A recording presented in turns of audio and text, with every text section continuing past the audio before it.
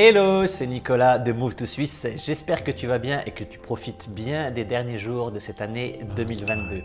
C'est peut-être déjà même les vacances de fin d'année pour toi, alors je te souhaite de bonnes vacances et j'espère que tu pourras te ressourcer pour repartir de plus belle l'année prochaine.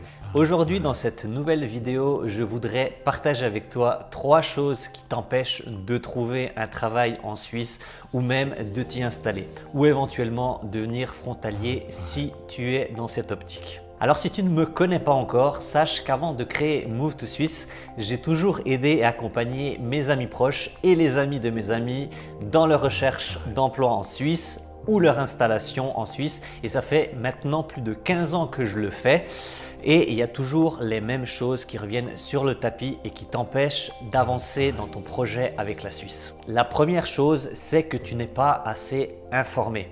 Alors, même si la Suisse est proche de la France, tout y est quasiment différent. La langue française est bien sûr commune, mais les Suisses ont leurs propres expressions. La culture y est aussi différente et j'en passe. Venir s'installer en Suisse est un changement de vie assez radical. Trouver du travail en Suisse, c'est la même chose. Il ne faut pas le prendre à la légère. Il faut se préparer et s'informer un maximum pour pouvoir s'adapter et au marché suisse et à la vie suisse. Toutes les informations que tu dois connaître et savoir peuvent se trouver sur Internet. Je ne suis pas là pour te donner quelque chose qui n'existe pas. Tout peut se trouver sur Internet. Tu as plein de sites que tu peux consulter pour te renseigner sur le marché de l'emploi, quels sont les domaines d'activité qui sont le plus recherchés, comment est la société dans laquelle tu vas postuler, comment mettre à jour son dossier de postulation à l'ASSO suisse, etc., etc. Et si tu suis mes vidéos, tu as déjà vu pas mal d'informations à ce sujet, mais si tu ne me suis pas encore, je t'invite déjà à le faire et ensuite à trouver vraiment les informations qui te permettront d'être au clair avec la Suisse pour pouvoir justement aller de l'avant avec ton projet avec la Suisse. Alors certes, cela prend du temps et de l'énergie, mais quand on veut vraiment quelque chose, on s'en donne les moyens. Et si tu veux un raccourci et avoir des astuces et des conseils pour accélérer les choses, tu peux toujours te faire accompagner en me contactant par exemple, que ce soit moi ou quelqu'un d'autre, mais si tu en ressens le besoin, n'hésite pas à te faire accompagner dans ton projet avec la Suisse. La deuxième chose, c'est que tu n'es pas assez impliqué. Et j'insiste là-dessus. Quand on se lance dans une recherche d'emploi en Suisse ou même une installation en Suisse, il faut le faire à fond. S'impliquer au maximum si tu veux voir des résultats, y passer énormément de temps, y mettre beaucoup d'énergie. Alors oui, effectivement, ce ne sera pas facile tous les jours, ça prend beaucoup de temps. Surtout quand on ne sait pas par où commencer ni quoi faire, mais il ne faut surtout pas prendre ça à la légère et penser que la Suisse n'attend que toi. Moi, je me rappelle qu'à l'époque, il y a 15-20 ans, quand j'avais postulé en Suisse, eh bien, le marché de l'emploi était beaucoup plus accessible. Tu pouvais venir sur place, laisser quelques CV ou même postuler en direct et les réponses positives pleuvait. Tu pouvais décrocher un job assez facilement et tu avais même le privilège de choisir entre plusieurs offres qu'on te proposait.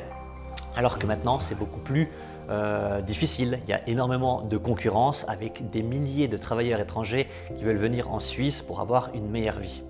Et la pénurie de main-d'œuvre dans tout ça, tu vas me dire, peut-être que tu en as entendu parler. Alors oui, certes, cette pénurie existe dans certains secteurs d'activité comme la santé et l'informatique, ou même encore d'autres. Mais même avec ce manque de main-d'œuvre, les Suisses sont très sélectifs dans leur choix. C'est pour ça qu'il faut vraiment préparer sa recherche d'emploi, comme je le disais avant, et s'informer et s'impliquer un maximum et s'armer de patience, car tu le verras, la première pierre à l'édifice pour avoir une meilleure vie, c'est vraiment d'obtenir ce job, d'obtenir l'emploi qui te permettra justement de faire tout le reste.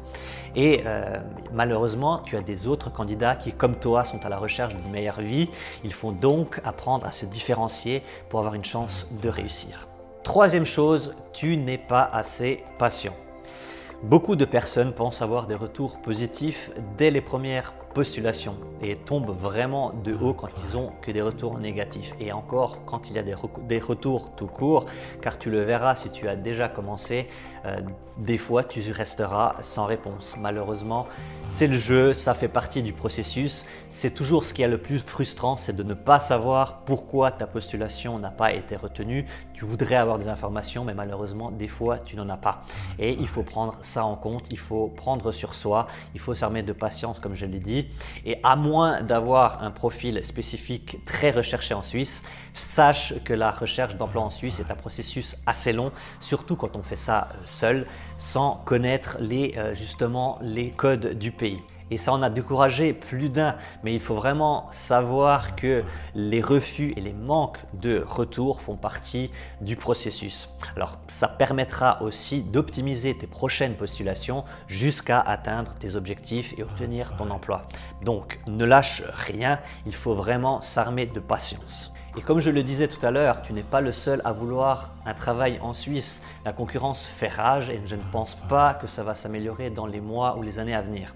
Donc à toi de tout mettre en œuvre en te renseignant à fond sur le marché suisse, sur les sociétés dans lesquelles tu veux postuler, d'avoir un dossier de postulation en béton et à la sauce suisse, j'insiste là-dessus, et de t'impliquer à fond, comme je le disais, dans tes recherches. Pour cela, tu as plusieurs possibilités de te mettre en relation avec des personnes sur place et dans ton secteur d'activité et de surtout t'armer de patience pour enfin avoir l'opportunité que tu attendais et de décrocher le job tant attendu.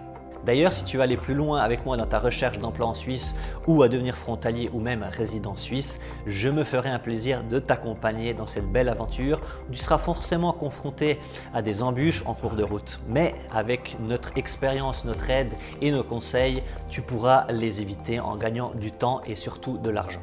N'hésite pas à nous contacter via les liens que tu trouveras en dessous de cette vidéo et on se fera un plaisir de t'accueillir chez Move2Suisse. Voilà, c'est la fin de cette vidéo. J'espère qu'elle t'a plu. Alors fais péter le bouton like de façon impaire, j'insiste là-dessus. N'hésite pas à activer la cloche et à t'abonner à notre chaîne pour ne plus louper d'informations importantes sur la Suisse.